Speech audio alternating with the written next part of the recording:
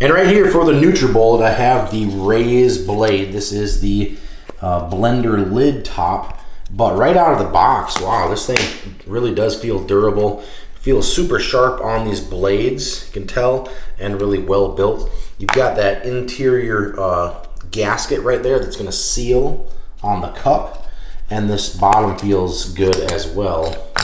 Really has a good rubber wheel or whatever. So let's mix something up really quick just to show you. I actually lost mine, so I had to buy a new one. So let's put some ice in.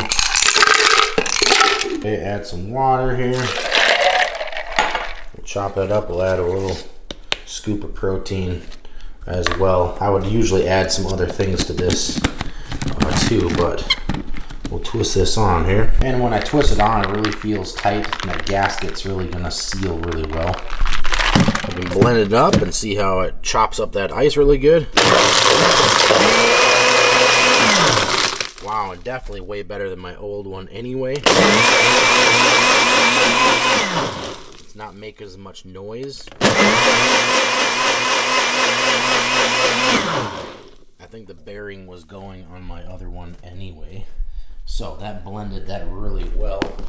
Let's take off the lid. Throw the seal here.